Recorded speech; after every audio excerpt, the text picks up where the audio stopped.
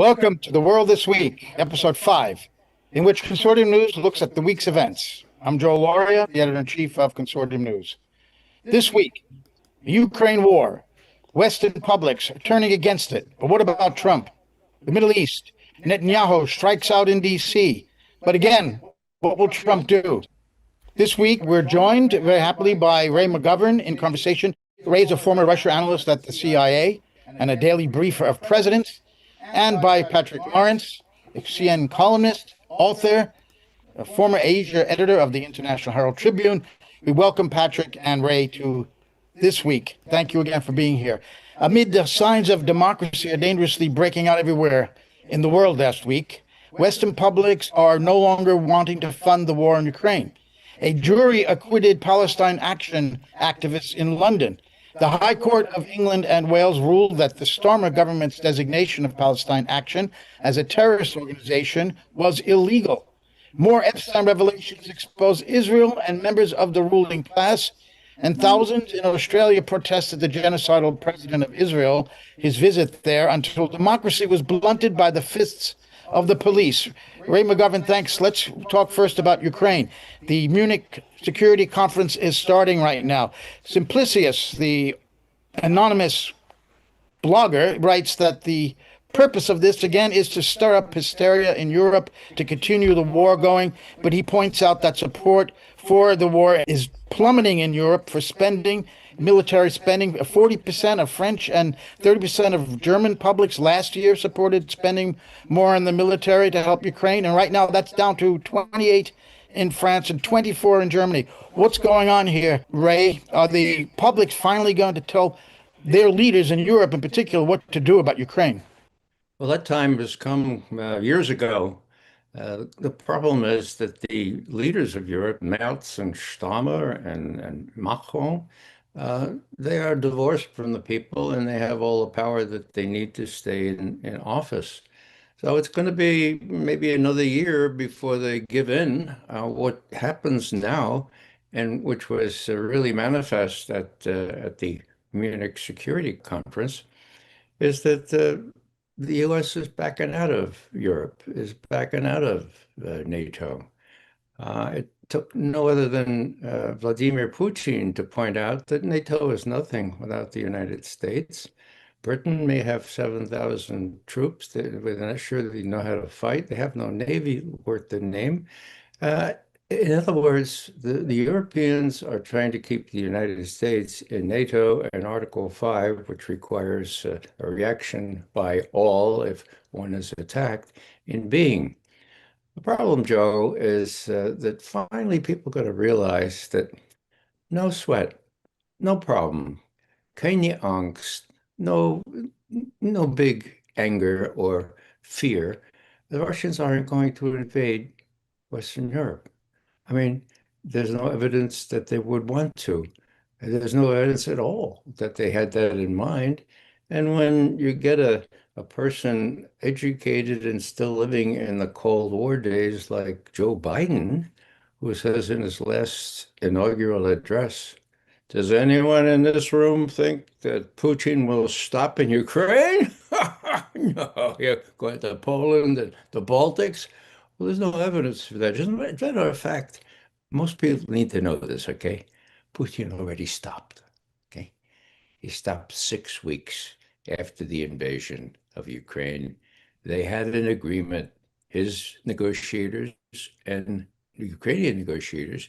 They initialed this agreement, which called for Ukraine agree not to become a member of NATO.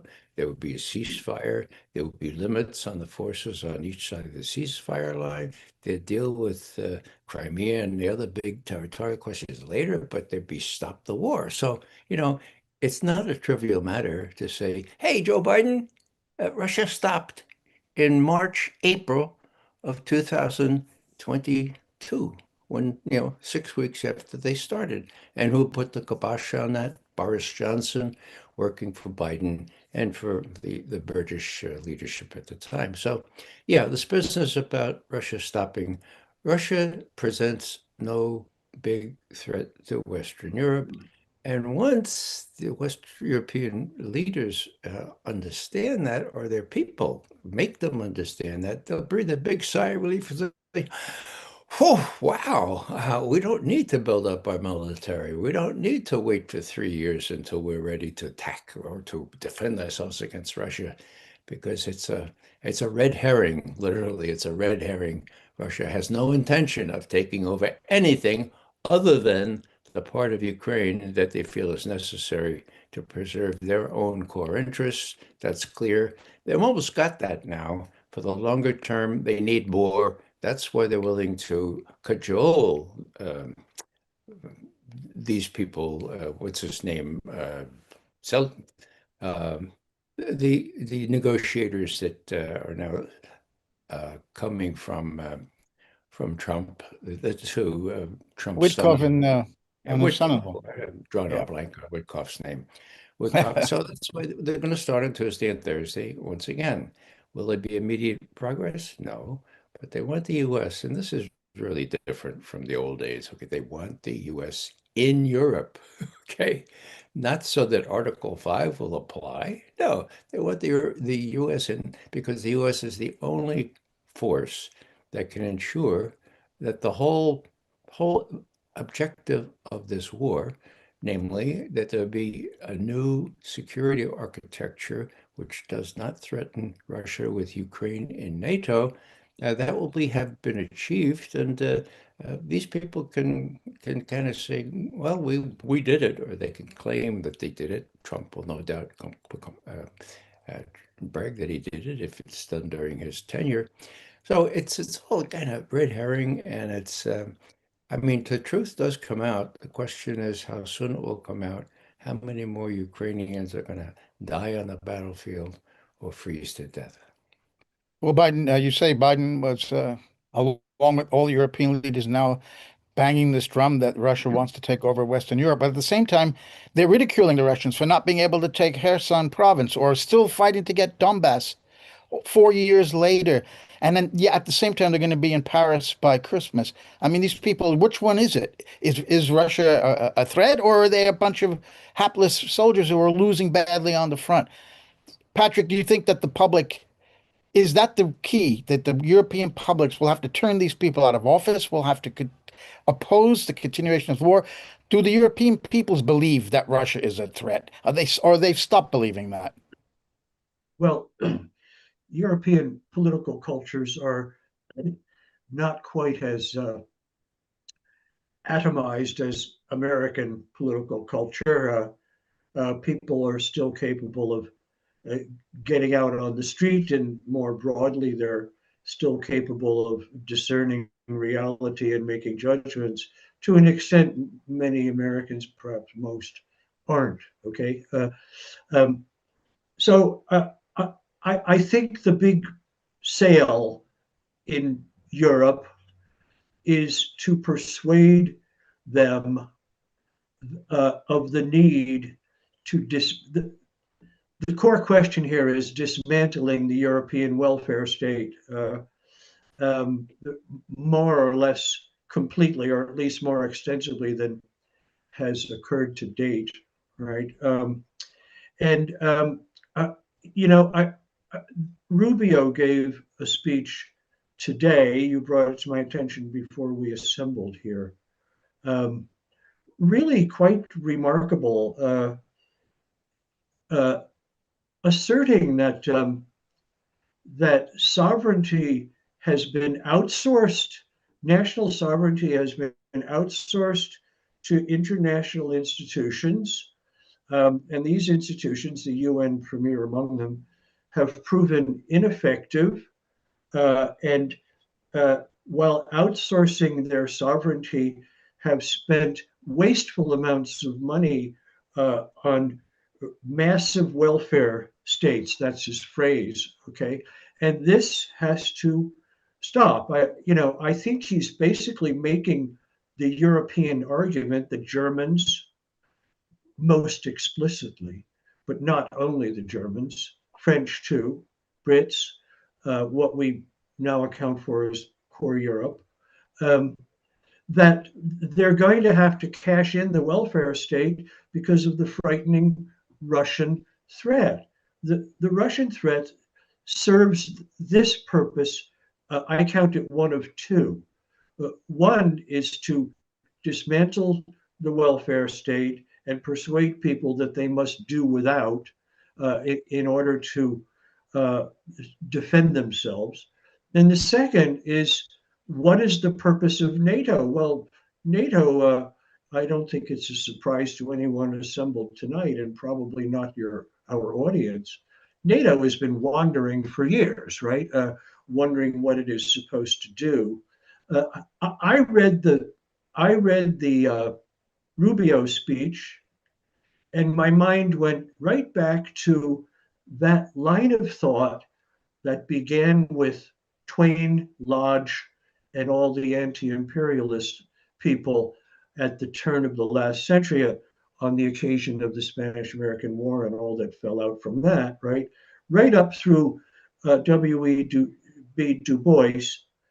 The equation is this: you can have empire abroad or you can have democracy at home, but you cannot have both. This has been shoved on Americans for a very long time. And I think what we're witnessing in Europe right now, to conclude my remarks, is the same thing. You are going to have to give up democratic arrangements of all sorts, uh, social programs, economic programs that serve citizens in order to defend yourselves. And you must take this threat seriously. And I think it's an excellent thing. These numbers you mentioned earlier, Joe, these the cause is collapsing slowly, right? If you walk around in Germany and France, you can. It's tactile. It's right there. But now we have it in polling numbers and so forth. I think the wind is blowing in the right direction, but I'm kind of with Ray. Who knows how long it will take, right? I will Well, conclude by saying Europeans know how to get off the sofa a lot more swiftly than Americans, right?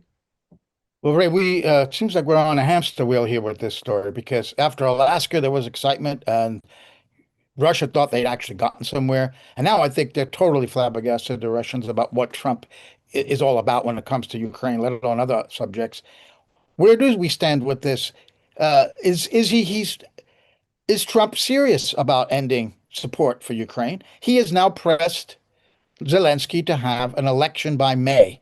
This is his latest deadline. This is kind of what Trump does. He throws out these deadlines, and then when they happen, he forgets that he ever gave them sometimes. But Zelensky at first said apparently, or was reported that he would have an election by May 15, I think was the date. And now he's updated that to say only if there's a ceasefire will he have an election. So where does Trump stand, Ray? I'm asking you an impossible question to read this madman's mind when it comes to Ukraine. Red lines and deadlines uh, don't have much substance with the Yeah, Trumpster, right? yeah, yeah. Uh, that's just that. Um, uh, Beyond that, I, I've been reading very interesting things coming out of Moscow the last couple of days. Apparently, there's a considerable divide in Moscow, um, uh, delineated simply this way. Kirill Dmitriev, the chief negotiator with Witkoff and Jared Kushner, he's a finance man. Okay, he's a financier. He's okay doing transactional negotiations and all that sort of thing. He thinks, no, we have to take these Americans seriously. Uh, it's called the Alaska model, right? And on the other side is Lavrov, um, for my money, the most distinguished foreign minister walking around today, who is saying there is no point dealing with these people at the mahogany table. These negotiations are pointless. And I think that's a quite a considerable divide in Moscow. I'm with Lavrov on that, to answer your question. I don't think the Trump people are. First of all, I seriously question how much authority Trump has. You know that already, Joe. And I just, the Americans are parrying the Russians, and Zelensky is parrying the Americans. That's where I come out on this. And Ray, where do you stand about this May 15 election, and where exactly is Trump thinking right now? You had some optimism a while ago. Do you still have some? Uh, I continue to believe that Putin is a really sharp guy, okay? I continue to believe that he knows what he's doing. And when he very ceremoniously, before his own National Security Council, said, look, Mr. Trump, this is the 22nd of September last year. The New START treaty expires on the 5th of February. We're willing to keep the aggregate limits on offensive missiles in place for another year if you agree. So let me know if you agree, and we won't have to worry for another year. Maybe you can even negotiate something. Now, I saw that and continue to see this. I continue to see that as a litmus test, okay? If Trump, all he had to do is say, okay, he didn't have to renegotiate anything. He didn't have to say it in public. As long as he said, all right, that makes sense. Let's keep limits on offensive strategic missiles as these limits are provided in the New START treaty. He either couldn't or he just didn't want to say yes. Okay. Now, in the immediate days before the deadline, February 5th, Medvedev, the former president who negotiated New START with Obama, and every Peskov, Lavrov, Ryabkov, all of them had a day to say, look, this is really important.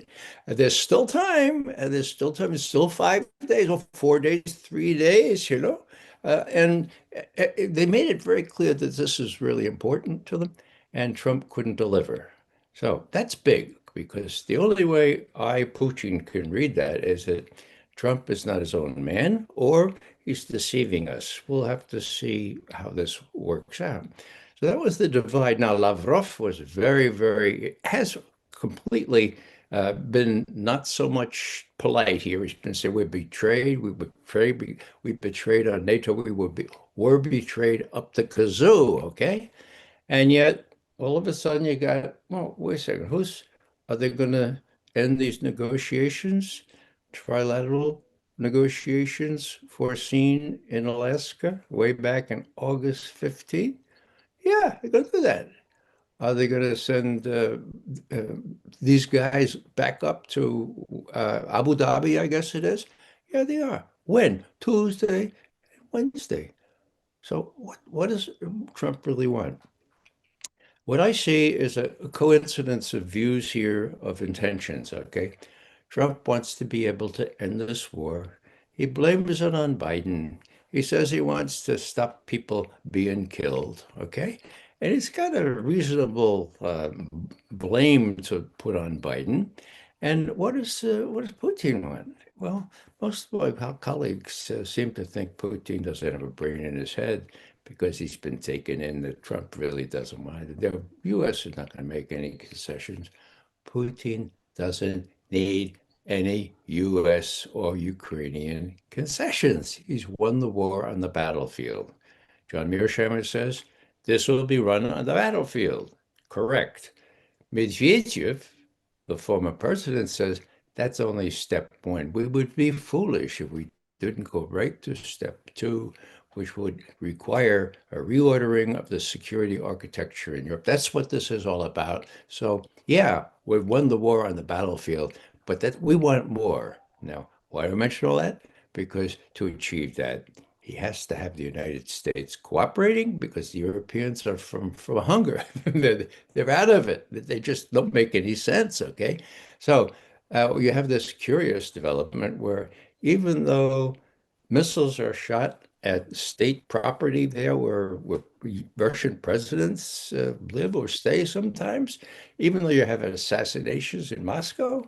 And most of my colleagues would say, oh, that's it. That's it. Now look how Lavrov has been. Well, they're still going ahead with this stuff. Why? Because they're naive? No, because Putin says, look, these guys are deal makers. They're really attractive by economic deals. And most of my economic friends or economists tell me there's very limited room for a burgeoning in mutual economic relations with Russia and the U.S.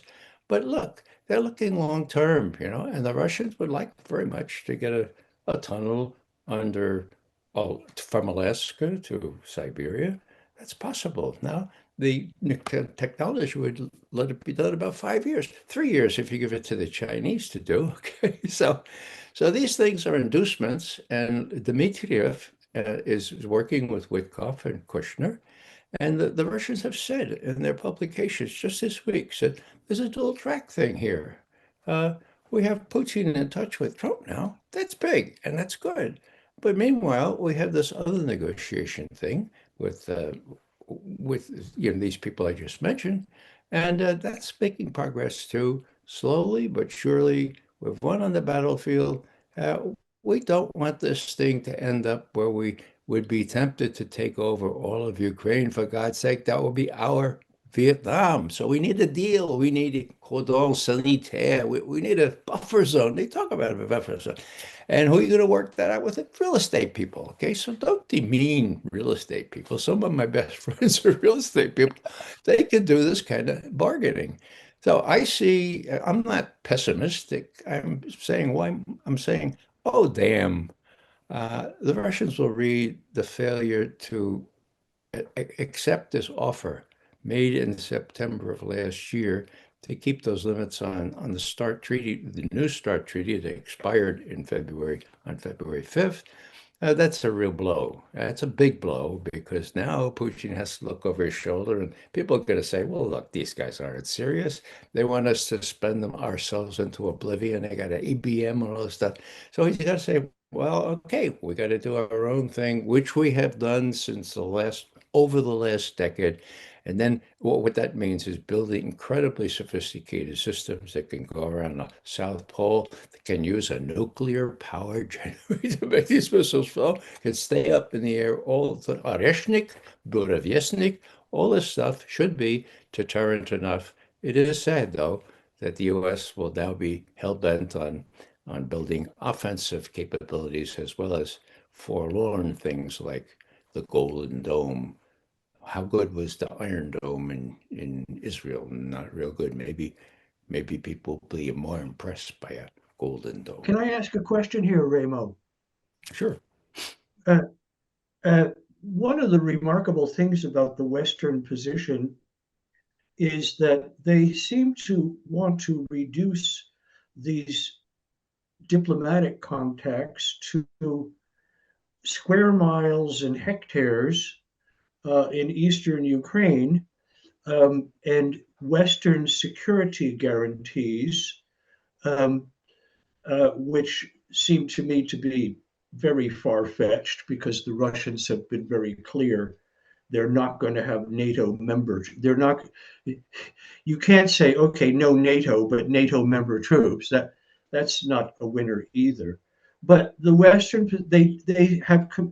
I want you to correct me. They seem to have completely stopped talking about the security framework that is uh, the the very root of all the root causes the Kremlin talks about. Is there any discussion of these whatsoever? Well, it's a real mess, Patrick.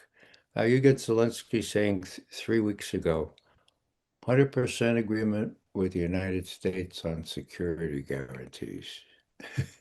You get the US saying, and you get the Russians saying, forget about it. We don't know anything about this. We have a role in this kind of thing. Security guarantees against whom? We started this whole damn war so we could be guaranteed security Hmm. and not have NATO on our border. So what I hear you saying is a reflection of the mass media in the West, and they'll say what Zelensky says 3 weeks ago. Then they'll say, oh, now the Russians have rejected that, and Trump is not clear on this. What we have to depend on, and this is really a slim read, is is what Trump says. And he said, I think on that plane going down to Florida for Thanksgiving. He said, the time has come to cut a deal. They're talking about this square acreage in Donetsk province. I mean, the Ukrainians have to realize that the Russians are going to take that over anyhow, and probably another month or two. So do they want to deal then, or should they deal now? They should deal now, and they should come up with the best deal that they can get. Now, that's easier said than done. But if the Ukrainians depend on the Americans, as the Europeans used to, there should be enough leverage for Trump to honor his promise to Putin in Alaska in August, to sit on the Ukrainians, to sit on the Europeans, and make sure that they do a deal with or without Zelensky, and they don't allow Zelensky and the Europeans to sabotage the progress that they thought had been made in Alaska. A deal on the security framework of all Europe? Uh, when we talk about security guarantees, what you were referring to, I think, is the claims that Zelensky needs these before any ceasefire. This is step No, one. no, I'm talking about a new security architecture between Russia and Europe, and more or Yes, less that- Russia and the West. yes. Well, This yeah, was I would just, this was this was terrifically, I thought, uh, raised in the 28-point plan that Trump, well, under Trump's name, above Trump's name, was issued some while ago. But I haven't heard a syllable about it ever since. And the 28-point plan became a 20-point plan. And now there's no discussion, so far as I know, of NATO's relationships with Russia. None of that. No, That Zelensky is talking about a security guarantee completely separate from that. He's not that's what interested I in a new mean. architecture for Europe. No, Ray's talking Yeah, about that if there's going to be a ceasefire or a deal, somebody's got to secure Ukraine. The Europeans want to yes, send troops. yeah. Now the Americans, I'm talking that's about the totally separate. larger. Yeah, I I'm know. talking about okay, the good. Let larger me pick, security yeah, Yeah. situation. let me pick And up on that. Zelensky's just not talking about it. Well, And if Trump did want to talk about it, I think the national security state, if that's your preferred term, would not in a million years allow it any such well, let me negotiations let me go to back to a little proceed. history as to how the Russians look at this. In the middle of December 2021, they presented a draft treaty both to the United States and to NATO, saying, "Look, no Ukraine in NATO, um, no the kinds of missiles that will hit the kinds that we used to have before the INF treaty, and all kinds of other restrictions. That's what we'd like to have." Now, the Russians never got an answer from Tony Blinken, and they were really upset. And actually, the head of NATO, Jens Stoltenberg, previous president of Norway, answered it this way just a year and a half ago before the European Parliament. He said this. He said, the Russians, they presented us with a treaty, and they said, no Ukraine in NATO. And if you keep trying to get Ukraine in NATO, we will have to invade Ukraine. We said no. And so Putin invaded Ukraine, quote unquote. And then Stoltenberg says, but we got we got NATO enlargement anyway because we got Finland and then we got Sweden, so we got two. For Ukraine, maybe we'll get that later. So here is Stoltenberg owning up to the fact in a kind of strange way that the whole idea was to prevent Ukraine from becoming part of NATO. That has been achieved now because the Russians have won the war in Ukraine. Now, it's not necessary, in my view, to go 3 steps forward and say, oh, yeah, they'll never get NATO to agree to the kind of security agreement that they had in mind at the beginning. But here's what happened. After Putin talked to his defense chiefs on the 21st of December, 2021, okay, and he said, look, um, the the Ukrainians don't have, the West don't have hypersonic missiles yet.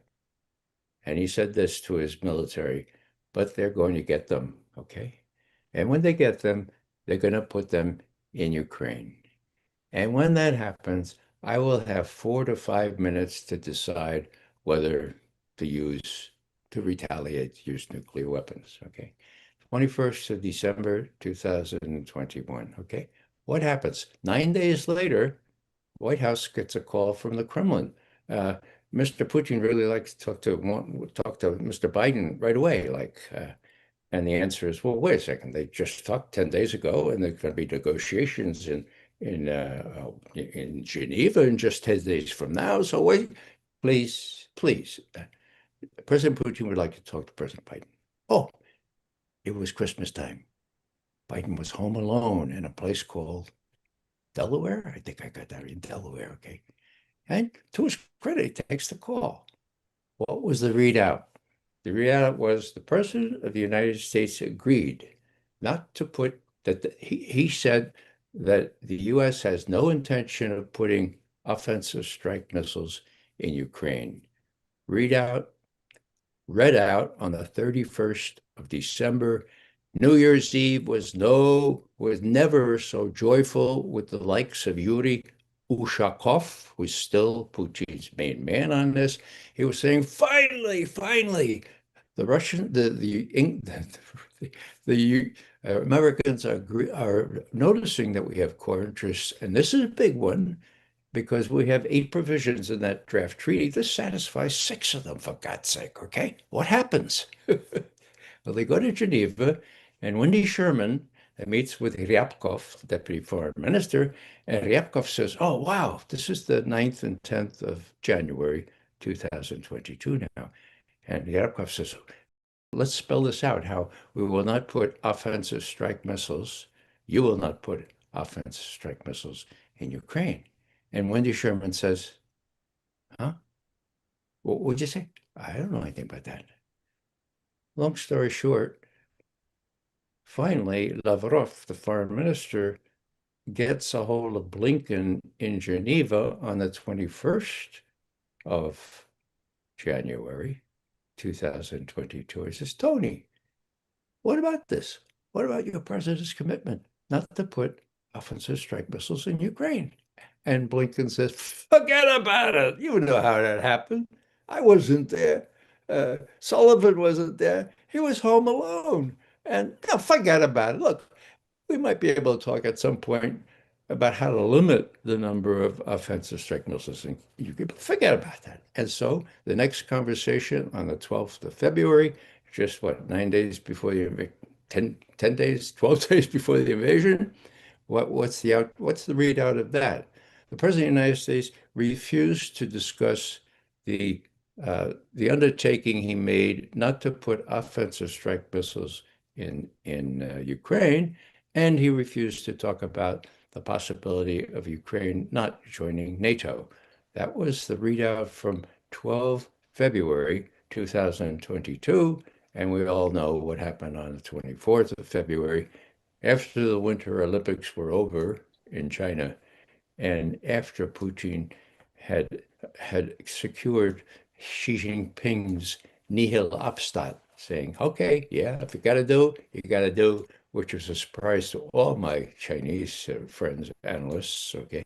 So there's an alliance now, we can call it an alliance between Russia and China that is tighter and more monumental and a bigger change in the structure of international relations than ever before. and it's come into play now with respect to the threat on Iran, and perhaps we'll get into that as well. Well, you can file that story under Biden/dementia, the one about him telling Putin on the phone that he's going to not put those missiles in.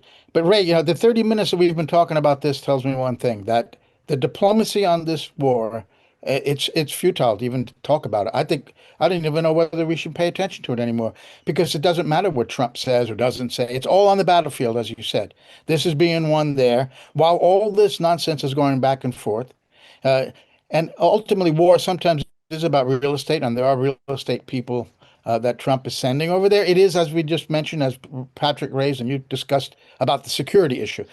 Russia is not about, it's not about real estate so much. He didn't want to take Donbass if Minsk had been adhered Exactly to, right, Joe. and it wasn't adhered to. So ultimately, it's got to come down to that treaty, the December 21 treaty that was rejected. And until that's accepted, the war is going to continue, and they will take more territory.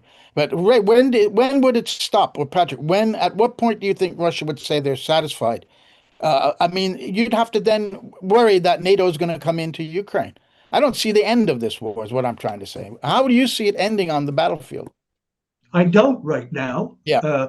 I don't think. Uh, I think it's a big mistake to assume that Russia wants this war to continue, and I think it's a big mistake to assume that Russia wants to push westward any further than its stated intentions. It doesn't want a lot of bother with Ukraine. It certainly doesn't want to get involved with all those neo-Nazis in the western part of Ukraine. It's a mess over there, right?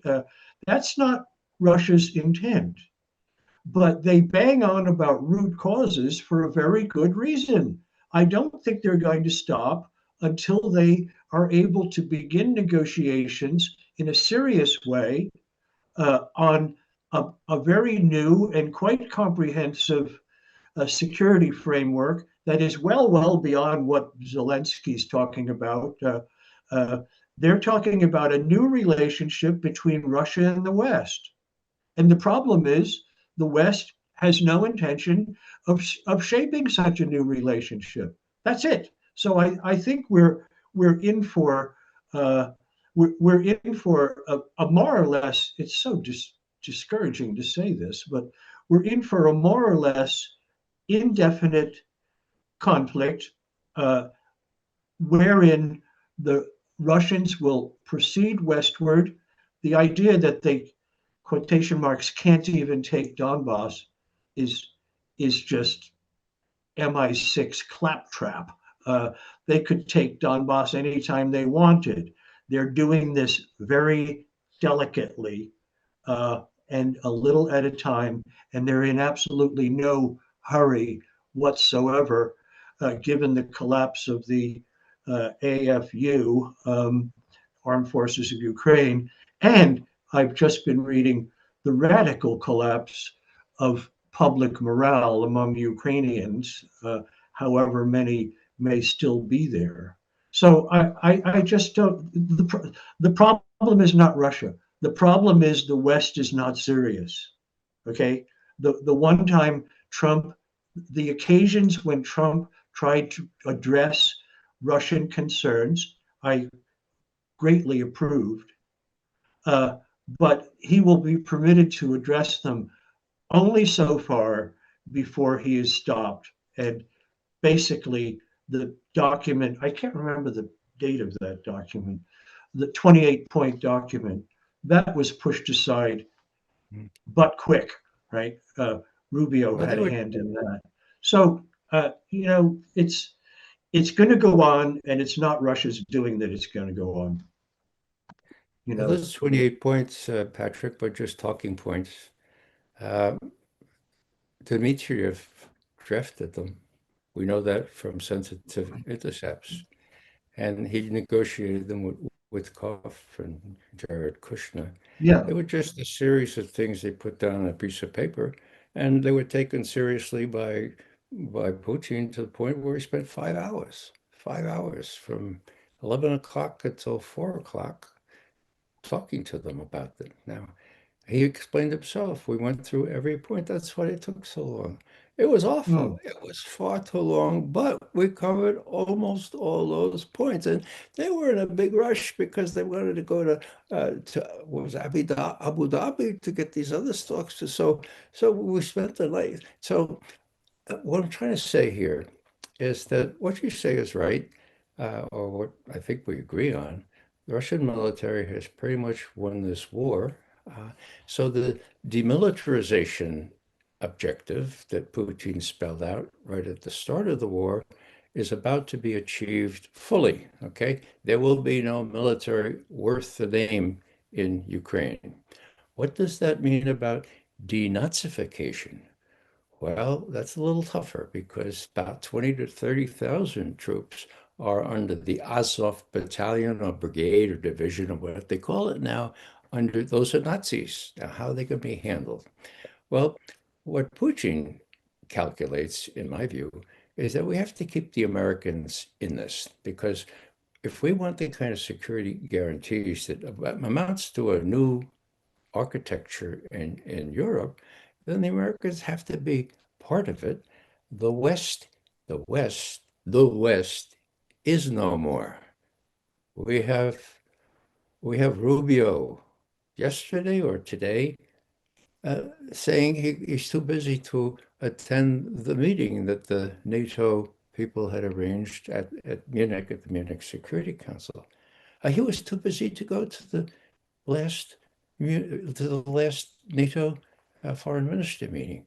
Uh, NATO is not a thing for Trump, nor is it a thing for Putin, who has said specifically, "Look, Western Europe is nothing without the United States, and they should come to recognize that." And I'm saying that they will come to recognize that. So what's the outcome here? The outcome is Putin, put myself in Putin's place, he has a choice. Whether it works or not, it's worth the effort. You get Dmitriev, you get Ushakov, you get Lavrov when he's available, you get them talking. And we're talking through secure channels. This is good. This is 100% better than with Biden. By and by, they will realize that we've won the war, and that, as Trump himself said, if they don't come to a deal now, well, they'll have even less territory to bargain with. So it makes sense from a strategic point of view to be cautious, but to keep the ties open with the United States, even if they can't agree to a simple thing like continuing the limits on New START for another year. Still, there's a degree of rapport now that didn't exist before. Putin can call, he can call Trump and say, "Mr. Trump, um, we are giving you the guidance little packet in one of those drones that attacked my residence or the Russian president's residence near Valdai. Okay, we're giving that to your defense attaché in Moscow. Look at it closely, and then tell me if it doesn't show exactly that we were the target, that Russian property, that president's house." Okay, now, that was 2.5 weeks ago. Now, do you think that that guidance package would be CIA specific or would be traceable to an entity in the US proper? I don't think so. I disagree with Scott Ritter on this. I think it'll be NATO kind of thing, and it could be just as easily the British that gave this to the Ukrainians to fight. So, but in any case, Putin sends this to the White House. And how does the White House react? It doesn't, okay? Except in secure channels. That's one of the big things here. You won't find Russia or the United States, except when Trump forgets himself, talking about this thing with bullhorn diplomacy, as the Russians call it. They're doing it on the sly. There's a lot more to doing it rather than not to have these ties. The Russians are patient. Nothing exactly is going to happen real soon, but they can wait. And when the battlefield is won, what I'm saying is, I'll just permit me one more quotation because it matters what major Russian leaders say. Here's Medvedev. He was the one that signed New START. Okay. Here it is. Quote, Russia will soon win military victory in Ukraine. But it is equally important to think about what happens next. After all, the goal of victory is to prevent new conflicts. This is absolutely obvious, okay? So if you're looking to understand why Witkoff and Kushner and Dmitriev and even our Secretary of the Treasury have been involved in these second track negotiations, you'll see that this is what's necessary from the Russian point of view to think about what happens next. That's much more important now than the inevitable military victory. Military victory is going to happen this year, okay? What happens next? Well, Putin takes the long view, and we're very lucky to have a perspicacious statesman leading Russia during these days. Well, it remains to be seen what a one battlefield looks like then, and exactly how long that's going to take. But I submit that Trump is an irrational man, and to try to rationally analyze him is a very difficult thing to do. And we just don't. I was trying to examine Putin, not Trump. I Right. agree Well, with you. that's a Trump is different. by definition unpredictable. Yeah. Well, But there you have it. Putin knows that quite well, and Putin is trying to make the best of that right. situation, as well he should. Yeah, flattery, humoring, that's what the leaders dealing with Trump have to do. But ultimately, Trump can decide to cut off the intelligence and the arms, uh, Mhm. as he could to Ukraine. He hasn't done that. So that's why I don't take seriously Joe, any of Joe, this. I Joe, let can't. me jump in. Let me Yes, jump in, Joe. yes. Do you really think Trump can decide to do that? I don't think Trump He can can decide to decide do to do that, but whether that's done or not is another question. Whether it's implemented is another question. That's what you're asking, right? He could that. Yeah. decide that. Maybe he has decided that. We don't know. Maybe he's given orders and they've been disobeyed. We don't know this, right? But Hmm. that's another reason not to take seriously anything coming out of this guy's mouth. I'll give you an example, just to move on to another slight subject, but related. We're talking about somebody told him what BRICS was at some point. I don't know whether when he entered this, at one point, I think it was at the beginning of this term, in one of those early encounters with the press when he was signing all these damn executive orders, somebody asked him about BRICS, and I think he basically said, "What's that?" So he didn't know what BRICS was. Well, he has subsequently found out, and now he just met with Modi or spoke with Modi, and they've agreed on a trade deal. India and and Trump went on Truth Social and he wrote that great deal, wonderful deal. I am lowering tariffs on Indian goods from 50% to 18%, and in exchange, India has agreed not to buy any more oil from Russia. And as we know, first, there's a lot going on there. Russia and India had a long-standing relationship going back to the Soviet days. Number two, the economic war that the West tried to launch against Russia, in which why they provoked, in my view, this invasion by Russia was so they could do the information war and the economic war and the ground war. And they're losing all of them. And one reason they were losing the economic war is that Russia found other partners, particularly for their oil, India being one of the most important ones, China certainly as well, but elsewhere. And now, if India were really to turn their back on Russia and say no more oil, that would be cataclysmic for India. So he's put in a difficult situation. Modi, is he going to be doing this or not? So it turns out no one has said this except Trump. Lavrov the other day made a statement. Only Trump is saying that India is not going to buy any more Russian oil. India has never said that. They've totally ignored, and now Trump is not saying anything. So the man is out off his rocker. So, Yeah. if you guys have any views about this, this is a perfect example. Look, Trump says these things that they're they're not worth the paper they're not written on. Trump is the Exactly. only one. Trump is talking about negotiations with Cuba. He's the only one talking about negotiations with Cuba. He's talking about this and that and the other with the Iranians. He's the only one talking about this, that, and the other with the Iranians, right? It's you made the point a few minutes ago. It's very difficult to read this guy, say nothing of discuss this guy, because he's just a loose cannon, right? Well, look, Americans have not, for in all my experience in Asia, Americans have never, I can't understand this failure, have never understood the Indian principle of non-alignment, which goes back to Nehru, right? It's chiseled in granite, right? And they will never compromise that. They're certainly pretty good players in the fields of diplomacy, but that's not that's not ever going to be on the table. And one administration after another comes in and we're going to pull the Indians to our side against the Russians. No, they can't even pull the Indians to the American side in the case of China, which is a vastly more complex relationship, right? Rather more volatile. And so I think this statement about the oil, these sort of things, they evaporate into thin air after a few days, right? That's the point. That's the point. He lies a lot. I mean, you guys are really eloquent in explaining to people what we all know, that Trump lies a lot. Now, what I would ask you to do is put yourself in Putin's place. Trump has his fingers on the nuclear codes.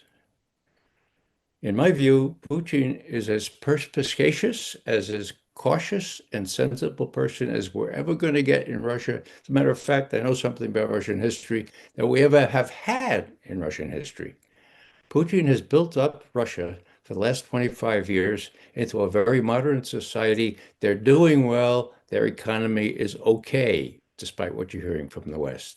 So I'm Putin, and I'm saying, my God, this guy is unpredictable. He's mercurial.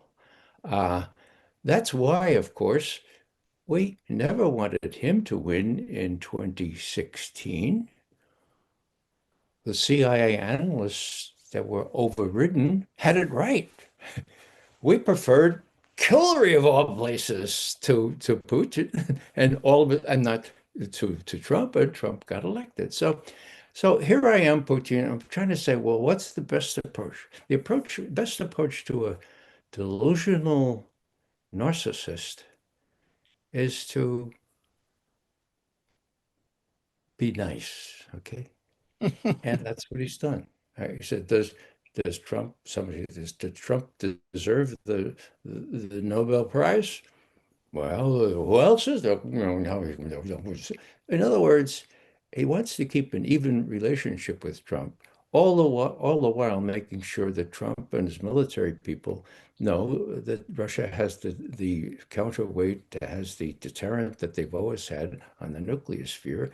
But let's see if we can play this guy. He's really in pleasure. He's really in treacherous territory in the United States. I don't know if you watched the testimony today, but the 34, 37, I guess it is, names have been released. And guess who's the major perpetrator that Kash Patel, the FBI director, excised from those records? His name was Donald Trump, okay? He's in trouble deep right now, and Congress is going after him. So if I'm Putin, I'm going to say, well, we're winning in Ukraine. Uh, Trump himself realizes that we're winning in Ukraine.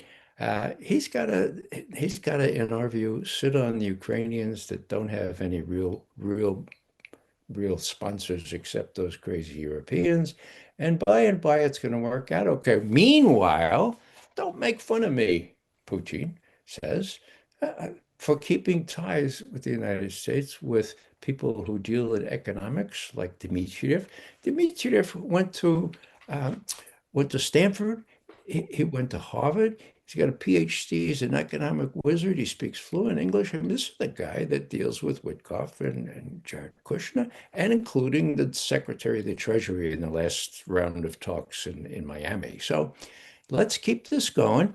And yeah, people will make fun of me for thinking that I can trust Trump. I don't trust him, but we're going to keep these things going. Witness the fact that on Tuesday, Wednesday of next week, the Abu Dhabi talks, the trilateral talks which did come out of Alaska, which Trump promised that he would try to facilitate. And finally, he did get Ukrainian people to come.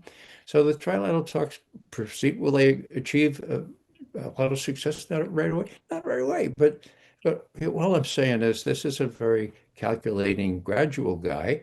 He's got his head in the right position. And to think that he expects more from Trump, well, no, he's got to treat them really, really carefully. But if good things happen, good. If they don't happen, well, we're no better off than we were before we invaded Ukraine, except we do have our border farther toward the west, and we'll just have to deal with a messy situation rather than the kind of negotiated deal that Trump might help us by putting lipstick on the pig of defeat on the part of Ukraine and Europe. Well, you just had a good segue to our next topic, where you brought up that the Russians actually wanted Hillary Clinton. They didn't want Trump, which was the heart of the Russiagate issue. And you brought up Epstein just now, that the names are released by Pashka. That you have to tell us more about, because that's happening and we're alive.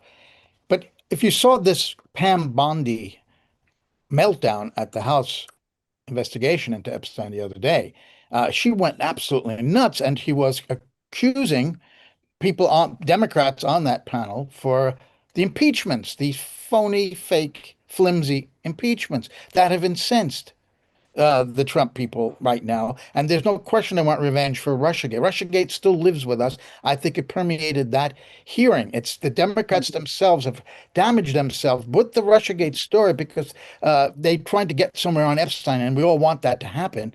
So I think most of us will be on the side of the Democrat and the Republicans, like Massey, who want to get to the bottom of this. But Russiagate is then bored its way into that because of the anger that she showed there. I don't know if you guys have any views about that, because you're both two big experts on Russiagate. So I wanted to know if you have an idea about what happened there with Pam Bondi. I'll just tuck in briefly here, Joe. The problem with Trump's cabinet is a gathering of buffoons, okay? Hegseth, Kristi Noem, Pam Bondi, these people, they're small town nobodies, right? It's absolutely stunning that they are in these positions of influence.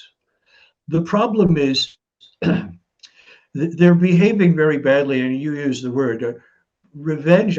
Trump has used the word retribution is coming, right? And they are abusing these institutions, FBI, justice. It's another topic, but Homeland Security, left, right, and center. The problem is, it is completely understandable that retribution and revenge are on their minds. That the abuses we witness daily now are egregious and right out in the open, and the jaws of America are dropped. But the abuses at justice did not begin with Donald Trump. That, again, I come back to this phrase. The problem is that one has to understand why retribution and revenge are on the minds of these people. I won't say it's justified, but it is certainly understandable. The Biden administration radically abused the Justice Department, the FBI, the intelligence apparatus. Where do I stop, right? So that's my thought, and I'll pass now on this question. But it didn't start with Trump. A huge house cleaning was necessary. It's really unfortunate that this pack of people are in a position to advance on these institutions. What was really needed was principled, qualified people to do a serious, fundamental, responsible cleanup instead we're getting one mess followed by another mess, right? Absolutely. This is the mess of the extreme partisanship that we have seen since 2016, and it manifested itself in that Bundy hearing. We want to see, I think Ray agrees, I think you will, a lot of us want to see Adam Schiff, Brennan prosecuted for what they did. Why? Because the intelligence services interfered in the domestic politics of the United States. That's what has to be Yes. stopped. It looks like Yeah. we were defending Trump. We weren't defending Trump. We were trying to argue against that happening for future president. That's a principle that cannot happen. You can't have the intelligence services We were interfering like defending the law. FBI and the CIA. Yes. So that's why we want Schiff. We want these people prosecuted. But what it turns out to is that looks like she's trying to deflect from the Epstein files, which she was, because that's going to nail Trump. And while those were flimsy impeachments in the first term, ridiculous impeachments, an impeachment now would not be ridiculous. A, for whatever Yeah. is in Epstein, but B, most importantly, Gaza and genocide. Brave McGovern. Well, Gaza and genocide should capture our attention more than anything else. I'm a child of World War II. I was born a week before the Russians invaded Poland. What I remember from my early days, what happened to the Jews, the Holocaust, and in 1948, when I was all of 9 years old, I remember big parades in the Bronx, the Jews celebrating that finally a land without people was being made available to a people without land. And I believed that crap for about 20 years until I got maybe a little slower than others, all right? Now, I remember, the reason I mention this, I remember this thing, because sometimes you remember things when you're 9, 10 years old. And when I heard about the Holocaust and read of all those things, I said, when I get big, I'm not gonna let that happen. Okay, that can never gonna happen. Well, now I'm big.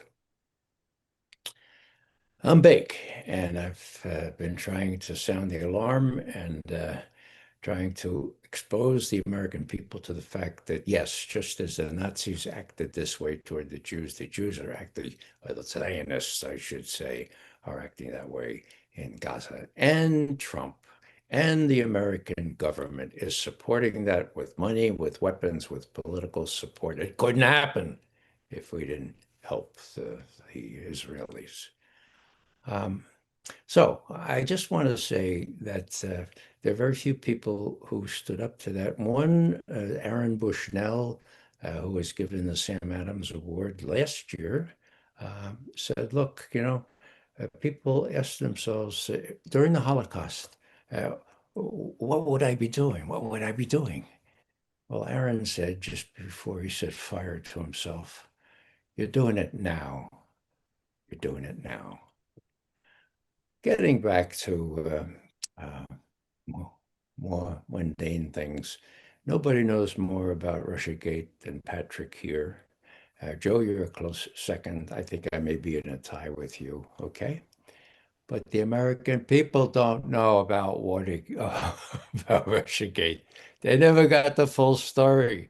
So let's not proceed on the assumption that the American people share the revenge aspect that many of Trump's supporters have. What I think it was just before I got on here, I was watching that wonderful representative from Washington, Jaya Powell, that's her name. Uh, she was interrogating Kash Patel, and she went through the list of 37 names that Kash Patel stamped secret, not to be published, on the grounds that they were a danger to security or ongoing investigations or like. And she read out most of the names, and she saved the last one, the 37th, to the last. And it was Ramo, this is breaking news. Tell us some of the bloody names. Who are they? Donald J. Trump, who, if memory serves, from what she said, traveled to the island more than anybody else except Epstein himself, and blah, blah, blah, and was accused by 6 or 7 young girls or whatever it was. In other words, the die is cast now. They've got Patel, uh, somebody within the FBI is giving these official documents, as is permitted by law to the oversight committees, okay? And the oversight committees have these binders now, have these folders full of things that shows that the FBI director lied through his teeth on this, namely that Donald Trump was excised from this list of people who habituated Epstein and were accused by many of the women, some of them sitting in the testifying room, okay?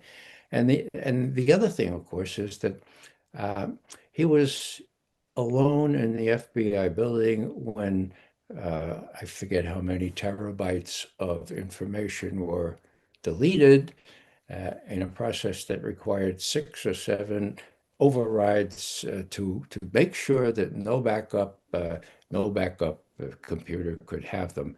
Patel was in the FBI building during those hours. Nobody else was there. It's clear from the record he had an active hand in deleting these files. Last but not least, Epstein, he committed suicide, right? No. Bollocks. Okay. The Congress also has the curious evidence that all of a sudden all these video cameras went off at the same time, and there was a crucial minute or two where nobody knew nothing about what happened in that cell, and all kinds of other circumstantial evidence that he did not commit suicide. Crazy, okay? So those 3 things, Trump is going to be under the gun now. If I'm Putin, I'm going to be watching very carefully so he doesn't go off half-cocked like in Iran and try one of these wag the dog sort of things on Iran. And I try to prevent that together with my Chinese colleagues, which they are actually doing right now. But, Trump is in deep, deep kimchi, as we used to say in the Far East. Okay.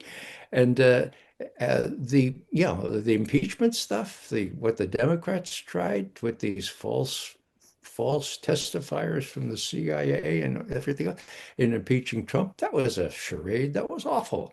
Now, will they do that with Trump? Well, I don't know. It doesn't really matter. Trump is, in my view, on his last legs. So the question is, what might he be tempted to do?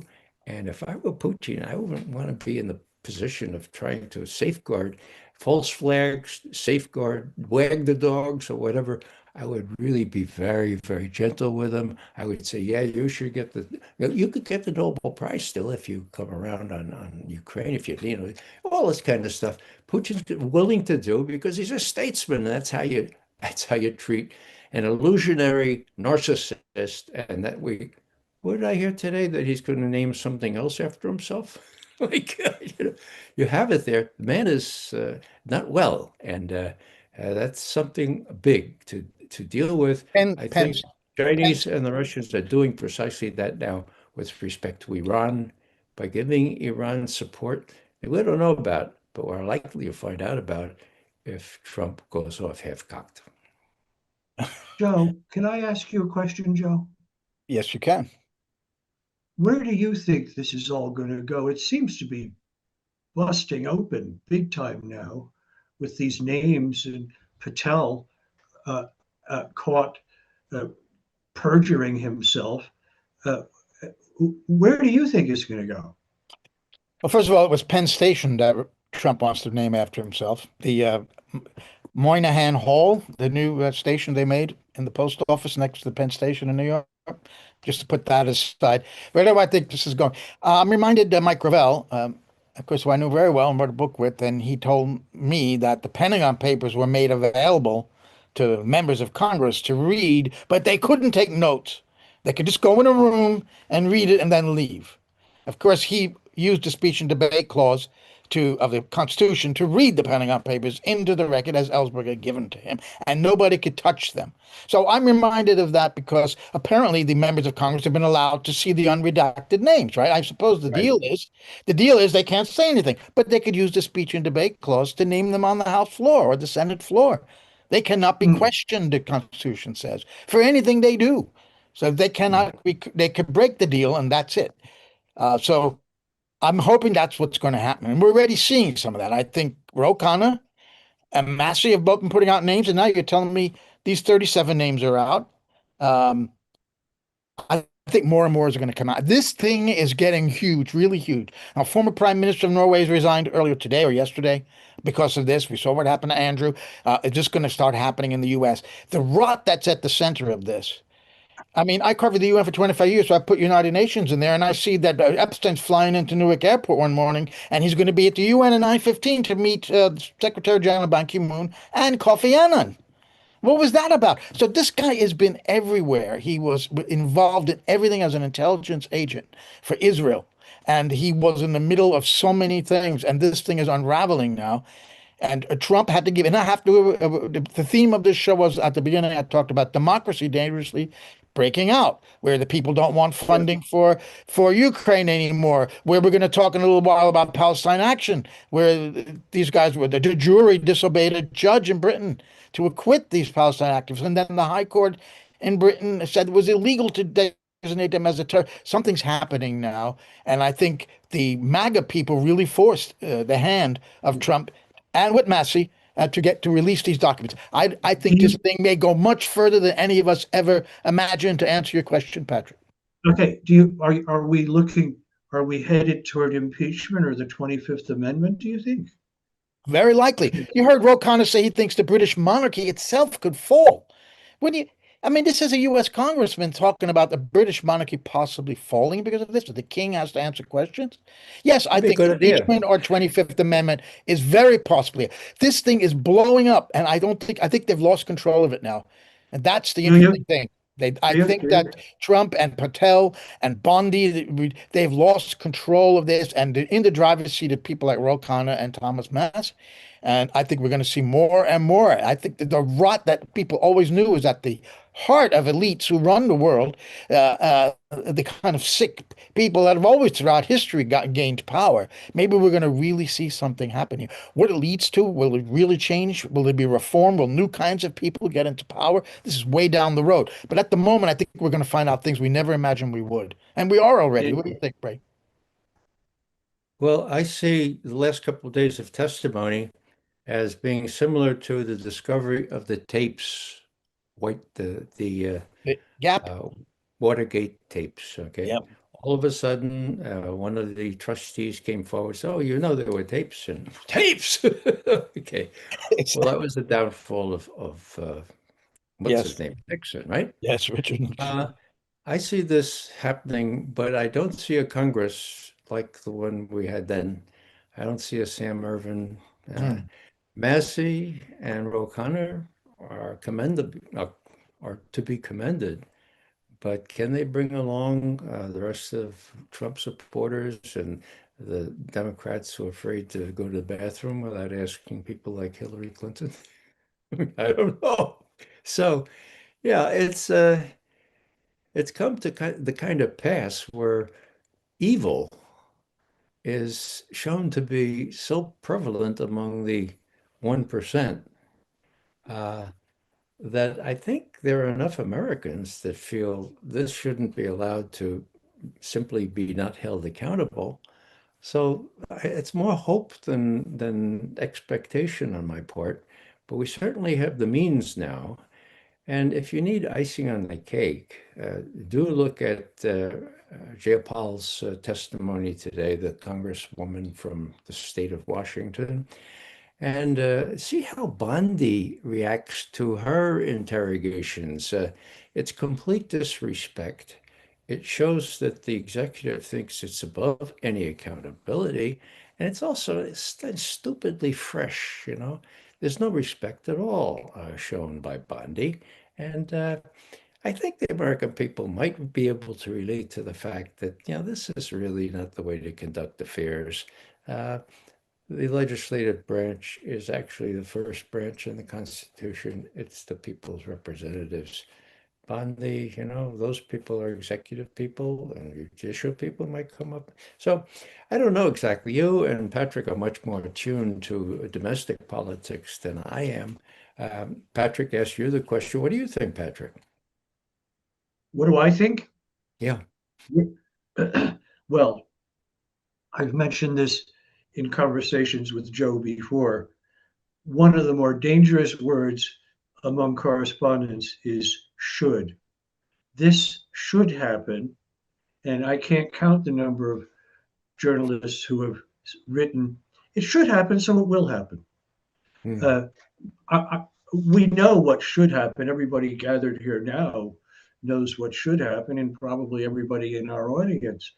But I think it looks to me, I'm not a student of Washington the way Joe is, but it looks to me like one of the major impediments, and I think you may have just touched on it, is the composition of the Congress. Um, it, you know, the control of both houses is a very serious problem. Maybe this means the midterms will prove to be, and they're not that far away the way these things are counted. Maybe the midterms will prove to be a real moment when things flip. I don't know, but I like to listen to Joe when he says they've lost control. That's that's a really good thing to hear, right? They've lost control. So if they've lost control, who is in control? Uh, the deep state? Nobody, right? I don't know. It's a great question, and what makes it a great question is it's hard to answer. I don't know. You know. I think the genie's out of the bottle. I don't think they could put it back in again. That's my strong impression from the events of this week and the revelation of names coming out. I think we're going to hear more and more people in Congress who have seen the names. And Trump is the big enchilada, obviously. He's the big prize, only because of the power that he has. And plus, he's named in the Epstein files more times than God is named in God's book, as one of the congressmen said, holding up the Bible. Right? Very And good, that very it's good. mentioned more times than Harry Potter is mentioned in all the volumes of Harry Potter. And of course, he Well, wouldn't know. Yeah. yeah, I hope Trump, you're right, Joe. he's going down. I think he's going down. I think the Republicans are realizing, yes, and the midterms are the key. Patrick, you're absolutely right. This guy's an albatross on their neck. They got to jettison this guy. This eight Yeah, months yeah, until this is 8 months to have impeachment. And I think they obviously need two-thirds of the Senate, which is Republican controlled. But if they realize this guy is really bad news for the Republican Party, but they yeah. have to That's a look at point. their own skin. Yeah, First rule of every politician is win the next goddamn election. And another yeah. one that No, Mike Gravel told me was every senator looks in the mirror and sees a president. So they don't want to give up their seats, right? They especially powerful it, people like that. I think that Trump's it going to sounds have to be jettisoned. it, it That's what I'm sounds hoping. like we better.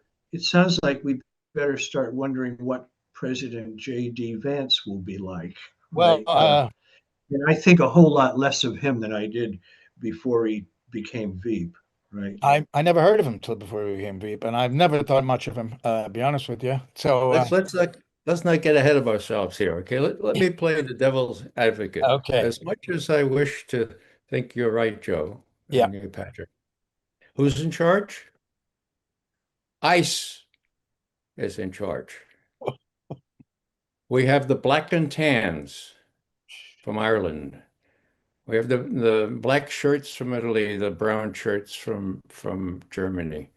We have a militia now of tens and tens and tens of thousands that are being sent all around. We know the states that they're coming to, okay? We know they're building facilities in many of these states. And the national security strategy that was unveiled in November of last year, yeah, it talks about the Western Hemisphere, but it talks first and foremost about the homeland. We have to have enough troops available to protect the homeland, okay? Now, Trump has already shown himself quite willing to send troops, U.S. troops, into cities, mostly democratically controlled cities, or ICE, and that's what worries me. Now, ICE and one judge now, a district judge, has blessed the notion that ICE can go ahead and invade a place or capture somebody without any regard for the Fourth Amendment. And I just kind of most Americans have studied the Constitution, but the Fourth Amendment is my favorite one, okay? It's short, so I can memorize it, okay? But it's really important because the patriots that freed our continent, freed our country from the British, were subjected to general warrants where the soldiers could come in and do what they wanted in our house, including mess around with our women, okay? So here it is. The right of the people to be secure in their persons, places, effects, and other things from unreasonable searches and seizures shall not be violated, and no warrant shall issue except upon probable cause, supported by oath or affirmation, and particularly defining the places to be searched or the people to be seized, period. That used to mean something. As a matter of fact, I'll just maybe one more kind of tangent here. When the Constitution was being written, it was being written by George Mason, who lived in a house near where I used to live in Arlington, Virginia. Mason and Madison. Madison cooperated. When Madison had a final draft, he said, George, here it is. And George says, sorry, Jim, I don't know how to tell you this, but I can't advocate that. And I said, come on, George, you drafted most of it. It doesn't have a Bill of Rights, Jim. I can't in good conscience vouch for it. Now, in those days, gentlemen kept promises. Madison said, George, if you come out against this, it's over. So would you promise just to keep quiet about this? And I promise you that I will send horsemen up and down the eastern seaboard, and we'll get that Bill of Rights ratified right quick. Both of them kept their promise, and all of a sudden you had the Bill of Rights. So the Fourth Amendment was key. And now we have even a judge of a lower court, not the Supreme Court, saying, oh, well, you don't need the Fourth Amendment. You don't need that very succinct and descriptive thing, what's necessary to have a warrant. You don't need that anymore. ICE can do their own warrant. So what I'm saying is this is really serious, because if you look at the National Defense Strategy issued in November, and if you look at the Pentagon strategy issued just last month, you get a picture of a president who would be willing to do what we all would abhor, but need to be ready to deal with. And I'm not sure the American people are ready to deal with that right now. And I suspect there will be real problems before the midterms, and that those problems will be caused by a desperate president who doesn't want to be impeached and thinks he has unilateral power, who makes people like Dick Cheney in the imperial presidency, puts them to shame with what he does openly and with the support of the media. And that's the core. If the media can turn around here and support the Constitution, that might make a difference. So that's just the other side. That's my devil's advocate thing. I hope you're right, Joe, and I hope you're right, Patrick. Well, I think the media has been okay on the ICE issue, liberal media anyway, not the Fox and those Sky News, those kinds of people. But I think Vance will be perfectly able to use ICE the way Trump has. But I think you're right, Ray, and it reminds me that in the 1930s, the established order, the capitalist order, was under threat from revolt in Russia, in Kiel, in Germany. There was a revolution. So socialism, communism was a real threat to the leaders then, and we got brown shirts. We got big capitalists supporting Hitler, supporting Mussolini to maintain the order that they felt was under threat. The Epstein files, in my view, are putting this system under threat. It's exposing the rot. In a way, not like the revolutions in the 1930s and revolutionary movements, but this is a revolutionary point. If, as I said, I think these files continue to reveal the filth and the rot at the top. So how to protect not only Trump's own skin, I'm sure he would use ICE for that, no question, but also the whole class that is being exposed here. So I think that's a very, very interesting point you made to mention ICE in relation to what we were talking about Epstein and the changes that could be bringing about. It's very frightening. If ICE becomes instrumental in this way, the river has burst the banks big time, I would say, right? We're talking about major disorder throughout the country, I would reckon, you know. I should recommend a conversation between Ralph Nader and Larry Wilkinson on Ralph Nader's podcast that I happened to hear just yesterday, was from February 8th, when they're talking about the real possibility of violent revolt in the United States in this context. It's chilling. So this is being openly discussed in ways I never thought would be possible, that the United States could come to this point. Um, if we don't have anything more to say about that, I wanted to bring up Iran and the Middle East. Now, Netanyahu was in the White House on Wednesday, and apparently he left without what he wanted. What did he want? He wants regime change in Iran. He wants Trump to resume the war that they had to end in June after 12 days because Israel was running out of interceptor missiles, and I know that from the Wall Street Journal. And they had to beg Trump to end this thing, and the Ukrainians did end it when they had maybe Israel on the ropes. Well, apparently they haven't replenished their stocks of intercept missiles. The U.S. used up 25% of their THAAD interceptor missiles in that 12-day period. They don't have a replenishment of that. It seems totally insane for Israel to want to start this war now because the Iranians could do even greater damage if it goes on. And yesterday, just a few hours ago, or before this program this morning, I was able to read a piece in Haaretz in which now Trump is considering an option for a long-term war to bring about regime change. So this is completely contradictory. On the one hand, I've heard that Trump wants to do it in 2 or 3 days, but you cannot overthrow the government in 2 or 3 days. Now he's willing to go weeks. And Israel's willing to withstand unbelievable damage and death and destruction in order to overthrow. We're talking about total, absolute insanity here. And I wanted to ask you guys what you've made of Netanyahu's trip, and something that Ari Ben Menashe, the former high-ranking military intelligence directorate official from Israel, told our webcast a couple of days ago, that he thinks, to bring Epstein back into this, that Israel, which obviously has the Epstein files, because not only was Epstein working for the Israelis, but the Unit 8200 could actually obviously hack and get all of this stuff. They could show Mr. Trump, by the way, Mr. President, you don't want this thing to be found out, do we? Do you, Mr. President? This is when Netanyahu could easily blackmail Trump and to give him what he wants on Iran. Ray, what do you think about where we stand with Iran right now, and whether you think that's a reasonable idea that the Israelis could blackmail Trump with Epstein files on to get their way on Iran?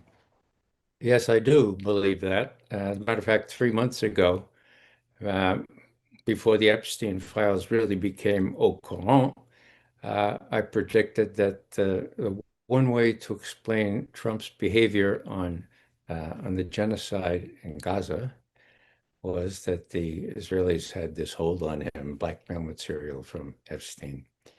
Um, so where are we now? The big thing 3 days ago, when Netanyahu came here a week before he had intended to, wanted to rush to hear why Trump said that the bilateral talks between the U.S. and Iran, why he said that they were very good. My God, how could they be very good? Did you get any concessions? I mean, did they agree to curtail or abolish or limit their offensive missiles that such a threat? Well, no.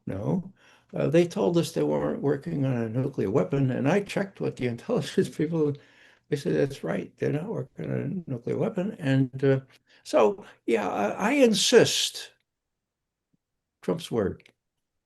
I insisted to Netanyahu that those talks will continue. Oman, I think, is where they are. We're going to continue those talks. I insist on that. And, says Trump, I made no other undertakings to Netanyahu. Oh, what did they say at the final press conference? Oh, there wasn't any. Huh, there wasn't any? What about the communique? Oh, there wasn't any. This is unique. I'm surprised that not many people are pointing this out, but I think Trump is finally realizing that he's been had. Now, how do I explain that? He went to the CIA and said, "Look, Can you guys overthrow the Iranian government?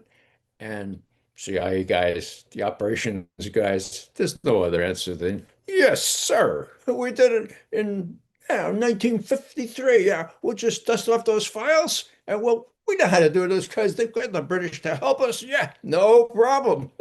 My God, crazy. So they use all their agents, okay, and they get them all set, and then then they say devalue the real, okay, and then there's economic demonstrations. Now we take care of get our people out of the woodwork, and we use the Starlink to get it going, and all of a sudden the Starlink doesn't work. Oh my God, the Star who put down the Starlink? Almost certainly Russia, okay, maybe China. And so it fizzles, okay? And then Trump says, well, we're not going to do it now. And Netanyahu said, no, not quite now, but now, this week, okay? So what's changed? Not much. Uh, the missiles have not been replenished on the carrier and the other ones that coming. Everyone says they're going to run out, the U.S., mind you, will run out of ammunition in about 2 weeks. Iran has made it clear that if the slightest attack is going to be a full-fledged counterattack, not only on U.S. forces, but on U.S. bases in the area and on Israel. Oh, can they attack Israel? You're damn sure. You're damn straight they could. They did in June. They sold their best missiles to the end, and they fired them and hit Israeli sensitive targets just to demonstrate, look, this is what we're going to do next time, okay? Now, what happened? Well, they said when they got in real trouble, the Israelis said to Trump, please, could you call a timeout? Go time out. Time out, please. And there was a timeout at about 20th of June, if memory serves. Now, what's different? Uh, the Russians thought that would be the end of it. And by all reasonable standard, it should have been. And so what did Peskov, Putin's spokesman person, say? He said, well, that's the Iran thing is secondary. We're not going to let that impinge on our attempts to develop good relations with the United States. My God. Well, why do I mention that? Because that's not going to happen this time. This is not going to happen this time. The Russians are giving military aid, and so are the Chinese. And if the Americans decide to attack Iran, they run out of missile, run out of ammunition, and a lot of the Arab states don't want this to go forward either. So what I interpret the incredibly interesting Netanyahu Trump discussions on Tuesday is Netanyahu said, look, we have to decide, we have to get rid of the missiles and we have to get them to stop supporting rebel groups in the area. And Trump said, well, let's see what happens. It's his famous dictum. And meanwhile, I insist that the negotiations continue. Now, if you want to play devil's advocate and say, well, negotiations were continuing right before the last time Israel and U.S. hit Iran, well, yeah, that's happened. But I think it's different this time. The experience itself speaks for itself. And I think Trump, despite new aircraft carriers and all that other stuff, has finally seen that this is not good for him in any way and will cease and desist. And, he'll work out the kind of appearance of a deal where the Iranians will say, okay, we're not going to work on a nuclear weapon, which they haven't been doing since late 2003, okay, according to the intelligence community. And we'll give some of our enriched uranium to Russia or Turkey to safeguard. The Iranians aren't going to say anything about supporting rebel groups, and that's going to be it. But it'll be enough for Trump to say, well, all right, I faced down the Iranians. They're not going to build a nuclear weapon, and they're going to give enrichment, and, blah, blah, blah. And I think he'll back off. That's my hope. Now, predicting the innately unpredictable Trump, it's always a major challenge, right? But that's my best guess right now. Your view, Patrick? It's a guessing game at this point. Okay, no one can get very far beyond calculated guesses. I'm not so. I hope Ramo is right, but I'm not so optimistic as that. Um, why the rushed trip to Washington after the negotiations? Where were they? Abu Dhabi? Oman. Oman. Oman. Uh, um, and Netanyahu declared 3 conditions. The ballistic missile program has got to go. No more regional allies or alliances with other groups, Shia or otherwise, and no more enrichment. This is effectively to demand that Iran surrender its sovereignty. Okay, and the and Netanyahu knows did he call these red lines, or I think he did. Netanyahu knows that the Iranians have made, how could he not? The Iranians have made very, very clear these are not on the table. So what was his point? The War. argument, Yep. the argument is that his intent was to, and rushed to the White House with that absolutely preposterous motorcade, if I may add. The videotape of that motorcade was bloody unbelievable, right? If you haven't seen it, Joe, go No, I look at haven't. it. It's just the emperor has arrived, right? Why did he rush to Washington? The argument is, and I think I subscribe, that his intent is to absolutely scuttle the diplomatic channel with the Iranians. Okay, I think what's next point. It does appear fairly insane that an attack of the kind apparently contemplated would go forward. But my argument here is, with Netanyahu, insanity is not a sound counter argument. Okay. Um, I honestly, the military buildup. We're now going to have a second carrier. Yes. All right. What's that all about? That's an awful lot of Firepower. bluff. Yeah. I think, and I want to mention something I read in the Times yesterday. I think the last weeks have been spent in Washington, Langley, the Pentagon, wherever, and in Israel, and in certain of the Arab capitals, calculating in the most granular fashion the vulnerabilities that an attack would open up the states, Israel and its allies, to what would their vulnerabilities be, and addressing those vulnerabilities one by one, right? How many nautical miles off the coast does an aircraft carrier have to be in order to be out of range of missiles, et cetera, et cetera, et cetera, right? And the Times, I want to mention, it's a certain low level skill to read the Times properly. It's all subtext, but they had a piece yesterday saying, goodness gracious, the military, after Trump made these statements about the massive armada and all that, the military woke up and said, goodness, we're not ready. And they have spent the last weeks getting ready. And this is what you need to know about how they're getting ready. Now, why would the Times publish a piece like that?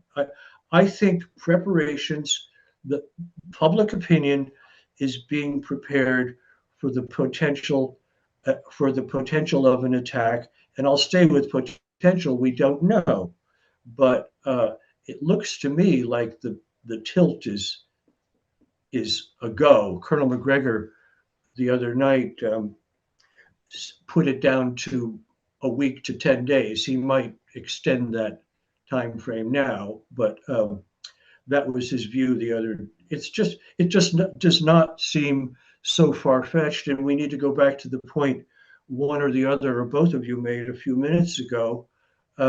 They've the Israelis, by way of what's his name, Ben Manash.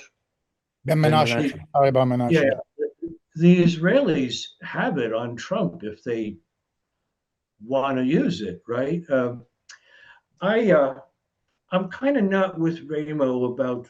I hope Ray's right, and I can't say he's wrong because we're all stabbing not quite in the dark, but it look my tilt is it's probably now a when rather than a whether or an if.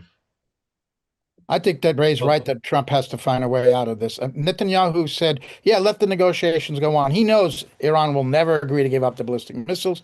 Iran will not stop supporting the Houthis, the Hezbollah, Hamas, etc. And they will not go to zero enrichment. They should have gone No, back to the nuclear deal that Obama, and we have to give him credit, that he actually talked to the Russians and the Chinese. Imagine that, and came up with this extraordinarily important deal that worked. It worked in Iran. It was working. That was the worst thing that Trump did at the very beginning. That was one of his first acts in his first yeah, term. Was to listen to Miriam Adelson and the Israelis and rip up that deal. That's why we're in the mess we are right now. And the Iranians are willing to go back to something like that, but not to zero enrichment. It's not or no, necessary. It was no. working. They're never going to give up the ballistic missiles. That was not in the original deal. And you know what? So we've got that deal that lost, and we've got those treaties on Ukraine for new security architecture in December 2021. That treaties that Russia drafted for the U.S. and NATO never even discussed by the United States.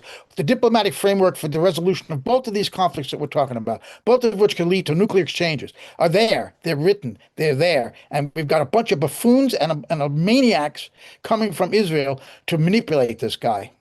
Anyway, sorry.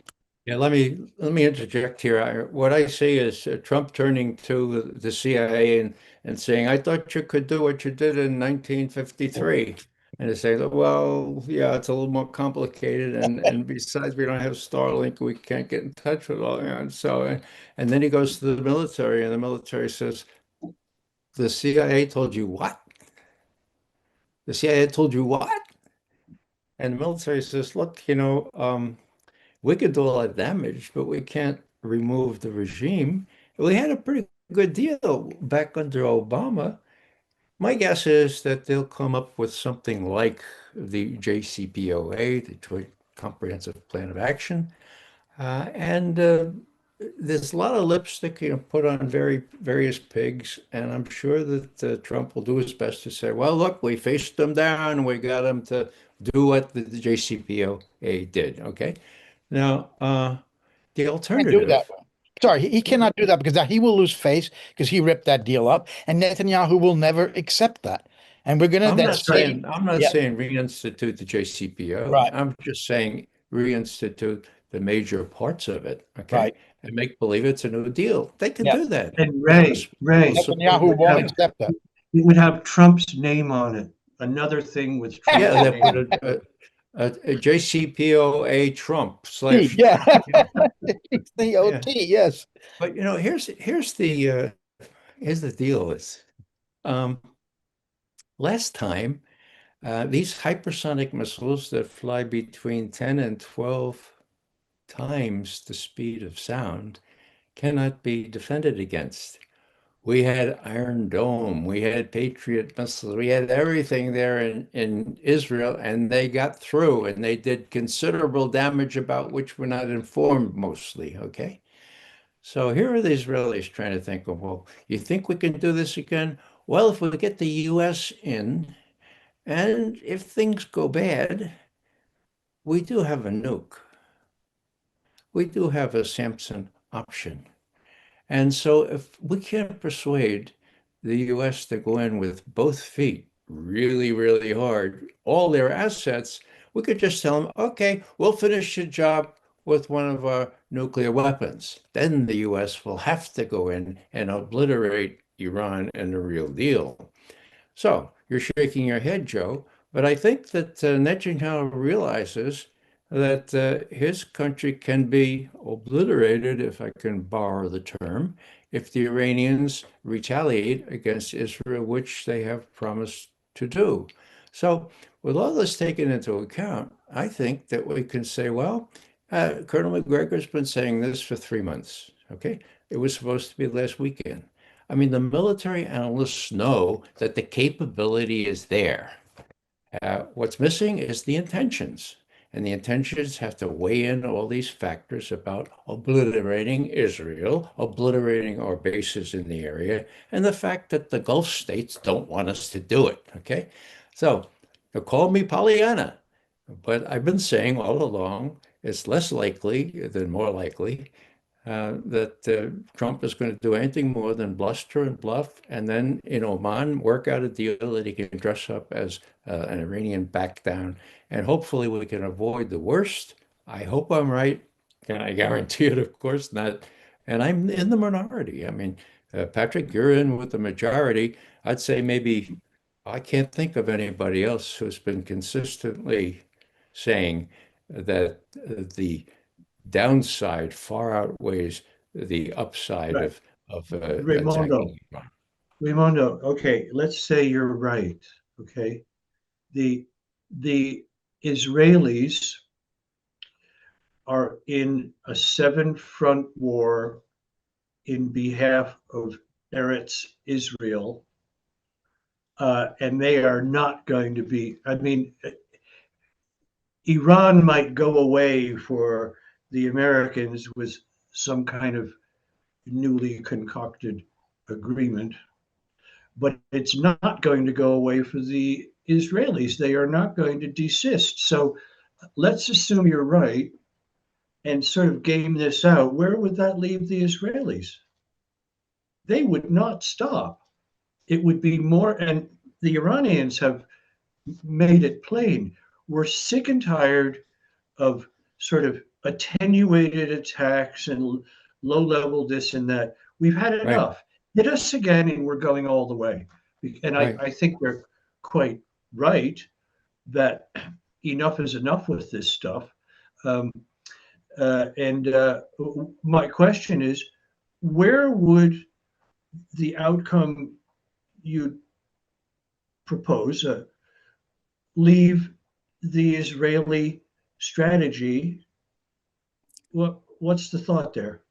Well, Patrick, it would leave the Israelis very disappointed, just as they were after Netanyahu finished talking to Trump 3 days ago. Very disappointed. Do they fear an attack from Iran? No. Only if the US and Israel attack Iran. That's not, if I'm right, that's not going to happen. So the Israelis will do their bit in Syria and in Gaza and all that kind of stuff with full US support, I'm sorry to say. But, if they thought that Iran was a real threat, it's a concocted threat. We've had Netanyahu saying they're a week or a month, or Trump himself says they might be a month away from a nuclear weapon, whereas the U.S. intelligence briefing, less than a year old, and the new defense strategy says they are not working on a nuclear weapon. So it's going to be it'll take a little art, and maybe Rubio isn't up to it, but maybe Witkoff will say, look, there's a way out of this. Let's go to Oman. Let's work with the Iranians and say, look, I don't really want to do this. Let's put some lipstick on this pig and let's get this behind us. That's what I think would be going. And yeah, would the Israelis be disappointed? Well, yeah, they damn well should be disappointed because for the first time, there was no communique, there was no joint press conference, there was no hugging and kissing between Netanyahu and Trump. And that's a The good thing in Israelis, my view. Ray, the Israelis are not very good at being disappointed, right? Yeah. But I hope you're right. And I have no need to be right on this. I defer to you. Once again, I return to my initial point.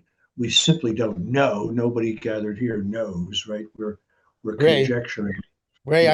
I think you're right that about that Trump will try to do that and pull that off. But as Mhm. Patrick just pointed out, will they be satisfied with being disappointed? You brought up the possibility of Israel using the Samson option. I was shaking my head, not because I didn't believe you, but because it's unbelievable that that could happen. It was out of dismay that I was shaking my head. So I worry about that. I don't think Israel will stand for a deal like that. And as Patrick points out, and we might be reading on the front page of the New York Times that Trump indeed raped and murdered a 12-year-old girl, thanks to the Israeli release of that stuff. I mean, that's Yeah. what Well, they could do. could happen. I think that the military may be key here. Our military has made clear to Trump what the equities are here.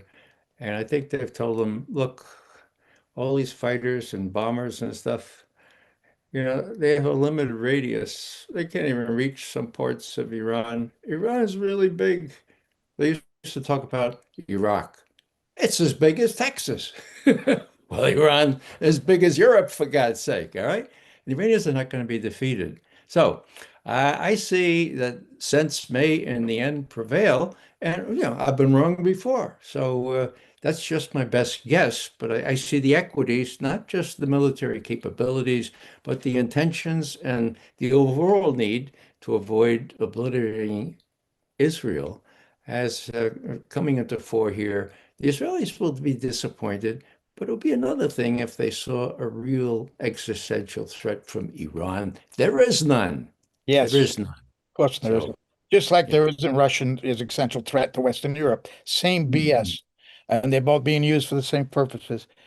Yeah. Um, what about public opinion on this? We talked a little bit here about how public opinion is changing on in Europe about NATO funding Ukraine. Israel's taken a huge hit in public relations since the genocide. Absolutely the worst ever. And Netanyahu's talking all the time about controlling social media, and they're giving $7,000 for each post to the people who have like 4 to 5 million followers on X. So, I mean, this is a huge issue for the Israelis. That's the war. They didn't beat Hamas, and they're not beating public opinion right now. What about how it turning against the Israelis attacking Iran? We saw in Australia where I am, I was in the middle of this riot. There was the president of Israel came here, Herzog, and the people demonstrated, and the police moved in with horses and pepper spray, and I was there in the middle of it. And you posted a tweet about that and said, "What? That's the kind of reception Netanyahu needs in Washington." And he didn't get that reception, did he? Yeah. This is a real problem that the American public is not really weighing in on this one, as the Australian public did. Joe, did they put a horse's head in your bed there in Sydney? No, they didn't see Uh, that movie. They haven't seen that one. That was Godfather 2, wasn't it? you were woken up by a horse's head, were you not? Yeah, that's quite funny. But I never saw a horse's head that large before. I could tell you that. It was like almost nose to nose with me. Tell the story. People need to know. Well, I was covering the thing, filming. You can go to Consortium News and see our 16-minute film that our producer, Cathy Vogan, edited and that I filmed. And there were 10, 20, 30,000 people at the town hall in Sydney to protest this murderous genocidal maniac, Herzog, that the was forced upon the prime minister to invite by the Zionist Federation of Australia. And he came, and Albanese, the prime minister, said would create social cohesion. This was, of course, after the Bondi massacre in December, the 15 innocent people killed by two ISIS-related inspired terrorists and nothing to do with Palestine. They were Indian Muslims, nothing to do with Palestinians, but immediately they conflated the protests here and around the world against the genocide with this terrorist attack. Immediately, Netanyahu said that within hours after the attack, and the envoy to terror to against anti-Semitism here said the same thing, and it was just disgusting. And it happened all the way up until this protest last Monday, this week, in which there were 500 police, and while Herzog was meeting with very well-heeled Jews in eastern suburbs of Sydney, where they live, at the ICC. He was speaking at the ICC, the International Convention Center, in Darling Harbor in Sydney, the wrong ICC he was speaking at. Uh, while he was there, this protest went on, and then a police officer actually gets up, addresses the crowd, and says, "We're asking you to sit tight for 30 minutes because we want to clear out the square in front of the town hall of those protesters. So they're not close to the building, and you're not in danger, but please wait here. We don't want any kind of clash between the two." And somebody in the audience calls out and calls us, the people in the square, a Jew-hating mob. You could hear this on the video. So it was coordinated with the governors, the premier of the state of New South Wales, the prime minister. They sent the police in to clear it out. They kettled the people in. There was nowhere to go, and then they started moving in and arrested many people, beat many people with fists. It was just horrendous, and gave a black eye to Australia. But that didn't happen in Washington. Well, talk about the horse's head, Joe? Weren't you Well, I over in was the fight? when I was filming the front lines. It was the very beginning of this violence. I was there when it began, at the end of the street by the town hall. They put a barricade there, and people were stopped. And then they went in and just plucked people out of the crowd and told us to move back. Every once in a while, they were trying to push us. Then suddenly, I saw the horse come at us, and this head was very close to mine. And I turned around. I think that's why I turned from the horse. And at that moment, the pepper spray came to the side of my face and to my nostril. I didn't get it full face, thank God, because that was not very pleasant, even the little bit that I got. That was my first pepper spraying experience, or capsicum spray, as they call it here. So it was not good. It was not a good situation. But I want to see that in the U.S. when Netanyahu comes to bomb Iran. He's far more powerful than Herzog is, a ceremonial president. And yet the people here in Australia, stood up, and then they got beaten. People are in hospital. Oh, a woman broke her, a 69-year-old woman broke her back. Other people had their arms twisted so much that they were bleeding out of their elbow. It's go and watch my film, and there's other films circulating. A group of Muslim men praying on the ground there, facing Mecca, were picked up and literally hurled by the police, which was the worst possible video. That, I'm sure it's gone viral in the Middle East. I mean, Australia, that was the one video, the one thing. I wasn't there to film that, but I saw that. That was the worst thing the police could have possibly have done. Now they're kind of trying to apologize. Um, it was an ugly scene, but people stood up against Israel, and I'm saying the American people need to do the same. Joe, did the ICE train the is Australian police or vice versa? Well, I've heard that they were trained in Israel, like so many other police departments, Like the ICE people. Yeah. Okay. like ICE, like the New York Police, NYPD, and etc. Yes. Some people compared that to Israeli soldiers, the way they arrest Palestinians, the scenes that we saw in the streets of genteel, quiet, peaceful Sydney, Australia. It was an unbelievable thing that had happened. We might end it there. I wanted to say, though, that there was, if you have anything to say about this Palestine action, I think this was an extraordinary event of people power. The jury disobeyed a judge and let out the 6 members of Palestine Action who had entered Elbit Systems, a arms manufacturing factory in the UK, where in Bristol, I believe it was, where they were manufacturing drones to be used in Gaza to kill innocent civilians. And those people were let off, 6 of them. And then the High Court of England and Wales just this week said that the designation of Palestine Action as a terrorist organization was illegal against the Starmer government. A huge, huge blow to Starmer and his government. This group was doing direct action. They go in and they put blood, or they hammer an airplane, or they tried to damage the drones. They were only hitting property. They cannot be seen as violent. They're not legally not attacking people. And they've called them terrorists. And then under the Terrorism Act, they've arrested thousands of people who've held up signs saying, "I support Palestine Action." And that is enough under the Terrorism Act of 2002 to be arrested. So this was a huge, huge victory in the Yeah. UK. Yeah. So was, my feeling watching the Sydney situation from a considerable distance, and then the Palestine Action situation. We may not get to it, but there's now a concerted effort to discredit Francesca Albanese. Yes. I have a sort of upside down view of these things. I think they have. I think they have, let's say, a sort of net positive. They're net positive indicators because the Israel is not any longer going down at all well or peacefully, right? There is a gathering momentum against the Zionist state. I like the way these things look, right? Attacking Albanese is plainly and simply an act of desperation, might be too strong, but in that direction, you know. That's how I look at it. Well, Yeah, I guess Somebody earlier today said it reminds me of South Africa in the 70s or so, and I agree. But I think I was part of that anti-apartheid scene, right? I agree, but I think the popular sentiment gathering against the Zionist state is moving much more swiftly.